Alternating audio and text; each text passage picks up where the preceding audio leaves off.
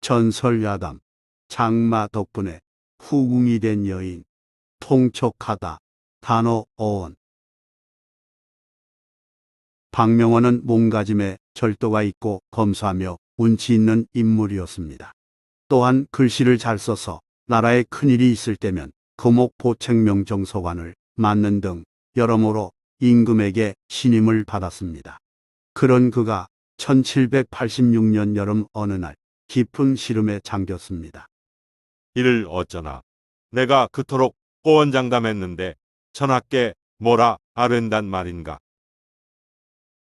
박명원이 이처럼 고심한 데에는 사연이 있습니다. 그 무렵 조선 제22대 왕정조는 표현할 수 없을 정도로 절망에 빠져 있었습니다. 왕비인 효의왕후는 오랫동안 임신하지 못했고 첫 번째 후궁 원빈 홍씨는 간택 1년 만에 갑자기 죽었으며 두 번째 후궁 화빈 윤씨는 상상 임신으로 허탈한 소동을 한바탕 일으켰기 때문입니다. 그뿐만이 아닙니다. 정조가 진심으로 사랑한 세 번째 후궁 의빈 성씨는 왕실에서 그토록 원하던 왕자를 1782년 낳았으나 4세 때 홍역으로 죽자 크게 상심한 나머지 그 해의 임신 중 급환으로 사망했습니다. 이로 인해 정조는 대이을 아들을 보지 못함에 대한 안타까움과 사랑하는 연인을 잃은 슬픔으로 인한 고통을 가득 느꼈습니다. 이런 상황에서도 많은 신하가 하루빨리 후사를 봐야 한다며 새로운 후궁 간택을 건의했으나 정조는 고개를 저으며 거부했습니다. 그때 박명원이 다시금 진언했습니다. 전하, 종묘사직을 생각하옵소서. 후사를 보셔야 왕실이 안정되는 법이옵니다. 박명원은 사도세자를 적극적으로 변호해줬던 화평옹주의 남편이었기에 정조는 그를 남달리 신임하고 있었습니다. 정조는 내면의 인간적 번민을 감추고 이렇게 말했습니다. 과인이 아직 젊고 건강한데 무엇이 그리 걱정이시오. 그러나 고모부인 박명원은 더는 미룰 일이 아니라고 여겨 며칠째 정조에게 같은 주청을 올렸습니다. 전하, 통촉하옵소서. 촛불을 꿰뚫음이라는 뜻의 통촉은 다른 사람의 사정을 헤아려 살핌이란 의미의 양차를 높여 이르는 궁중어입니다. 박명원이 거듭 간곡하게 청하자 정조가 마지못해 말했습니다. 정그러시다면 시효들이 아무도 반대하지 않을 좋은 기수를 찾아주십시오. 정조가 승낙하자 박명원은 기뻐하며 심중에 둔 말을 바로 꺼냈습니다. 전하, 실은 소신의 조카 딸 중에 재색을 두루 갖춘 규수가 한 명 있사옵니다. 가세는 넉넉하지 않으나 전하를 모시기에 부족함이 없으리라 사료되옵니다. 박명원이 자신의 차서 말하자 정조는 살짝 놀란 표정을 지으며 말했습니다. 그렇다면 간택 절차를 생략하고 공의사촌에게 의견을 물어서 좋다 하면 알아서 처리해 주십시오. 알겠사옵니다.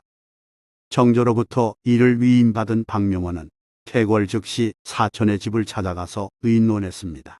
그런데 기뻐할 줄 알았던 사촌은 심드렁한 표정으로 고개를 저었습니다. 사촌은 말하길 대궐의 후궁은 왕자를 생산하지 못하면 그걸로 끝인데다 설령 왕자를 생산한다 해도 시기와 암투가 끊이지 않는 것이므로 자신의 귀한 딸을 그런 험한 곳에 보낼 수 없다고 했습니다. 예상하지 못한 반응에 당황한 박명원은 입에 침을 바르고 말했습니다.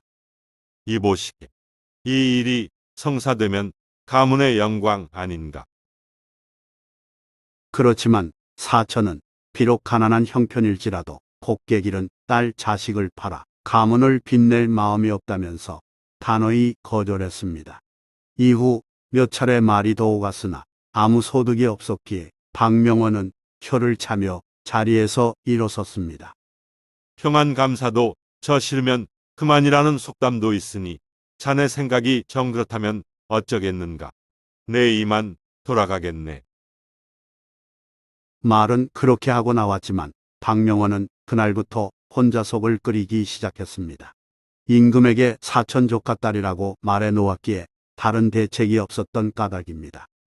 친척이라 말해 놓았는데 이제 와서 다른 집 교수를 고를 수도 없고 정말 난감하네. 박명원은 며칠째 추적추적 내리는 장마철 빗소리를 듣자니 심란해서 방문을 활짝 열어 젖혔습니다. 그래도 답답함이 가시지 않아 다시 방문을 닫고 자리에 누워 끙끙거리는데 밖에서 하인이 손님 왔다고 소리 높여 말했습니다. 박생원이라는 말에 박명원은 자리에서 일어나 앉으며 무슨 일이지 하고 생각했습니다.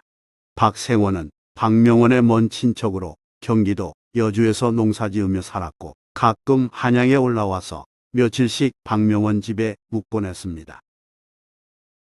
그때마다 박명원은 얼마간 노자를 주워 보냈는데 느닷없이 장마철에 찾아왔다니 무슨 별일이 있나 싶었습니다. 잠시 후 사랑으로 안내된 박생원은 박명원의 얼굴을 보더니 무슨 근심이 있냐고 물었습니다. 대감, 어디 편찮으신가요? 아니네. 그런데 이 장마에 한양까지 어인 일인가? 장마가 사람을 잡네요. 홍수에 집이 떠내려갔습니다. 폭우로 인해 여주 일대가 피해를 입었는데 박생원도 살림살이 하나 건지지 못하고 식솔만 데리고 간신히 빠져나왔다고 말했습니다. 유일한 생계수단인 논 면마지기마저 불어난 강물에 엉망이 되어 살 길이 막막해서 무작정 한양으로 올라왔다고 했습니다. 당장 거처할 곳이 없어 염치불고하고 찾아왔습니다. 식솔들은 지금 어디 있는가? 일단 남문 근처에서 기다리라고 했습니다.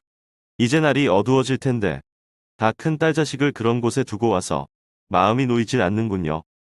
딸이라는 말에 박명원은 정색하고 나이를 물었습니다. 딸아이는 올해 몇인가? 박생원은 창피하지만 딸의 나이 19이라면서 혼처를 정해야 하는데 가난뱅이라서 그러지 못하고 있노라 말했습니다. 박생원의 말에 마음이 급해진 박명원은 하인들에게 지시했습니다. 여보아라. 당장 박생원님과 함께 식솔들을 모셔오너라. 그리고 마님과 따님도 계시다니 가마를 대령하여 가도록 하라. 뜻밖의 환대에 박생원은 고맙다며 연신 인사한 후 하인과 더불어 가족을 데리러 나섰습니다. 그런 박생원의 뒷모습을 보면서 박명원은 약간의 기대를 품으며 초조히 기다렸습니다. 어쩌면 체면을 세울 수 있을 거야. 시골에서 자란 아이라서 조금 모자라겠지만 부인이 잘만 가르치면 되겠지. 얼마 후 박생원이 식솔들을 데리고 돌아왔습니다. 박명원은 하인에게 미리 일러둔 방으로 박생원과 식솔들을 모시게 한 후 박생원의 딸만 자기 방으로 따로 불렀습니다. 박생원의 딸을 처음 본 박명원은 깜짝 놀랐습니다. 박생원의 딸은 사뿐한 걸음걸이, 뛰어난 미모, 기품 있는 태도, 공손하고 재치 있는 대답, 그 무엇 하나 빠지지 않는 훌륭한 교수였습니다. 집안이 가난한 시골 처녀라 큰 기대를 하지 않았던 박명원은 속으로 연신 감탄했습니다. 진흙 속에 진주로구나.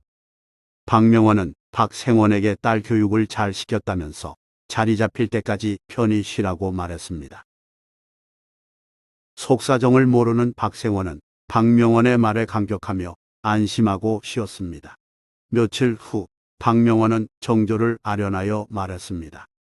전하, 지난번 말한 규수의 집에서 승낙을 받았사옵니다. 그러셨습니까? 규수는 별 탈이 없을 사람이겠지요.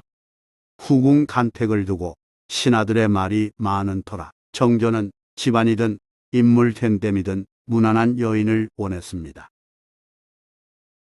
염려하지 않으셔도 되옵니다. 다만 한 가지, 가세가 좀 곤궁하다는 점이 흠입니다. 그거 오히려 잘 됐습니다 그려. 처가가 가난하니 세도를 부릴 염려가 없고 어느 당파에도 속하지 않았을 테니 신하들의 당쟁에도 관여치 않을 것 아닙니까? 정조는 흡족해하며 박명원이 중매를 선 박생원의 딸을 후궁으로 맞아들였습니다.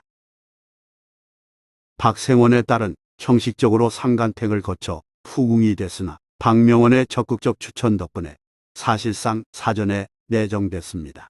한양 출신도 아니고 과거 합격자도 없었던 비난한 집안의 딸인 박 씨는 장마 통해 재산을 모두 잃은 아버지를 따라 한양에 올라온 이를 계기로 정조의 셋째 부인인 수빈 박 씨가 됐고 아들을 낳아 훗날 왕위에 오르는 모습까지 지켜봤습니다. 한편 수빈 박 씨는 어린 시절 두 언니와 뜰에 있을 때 호랑이를 만난 일이 있습니다. 큰 호랑이가 벼랑간 나타나자 두 언니는 크게 놀라 넘어지면서 울음을 터뜨렸으나 수빈 박 씨는 조용히 걸어 방 안으로 들어갔습니다. 다행히 몰려나온 사람들 덕분에 호랑이는 곧 물러갔고 이때 수빈 박 씨의 침착한 대처는 범상한 인물이 아니라는 감탄을 자아냈습니다. 좋아요 및 구독은 만물유래 전설야담 영상 제작에 큰 힘이 됩니다. 고맙습니다.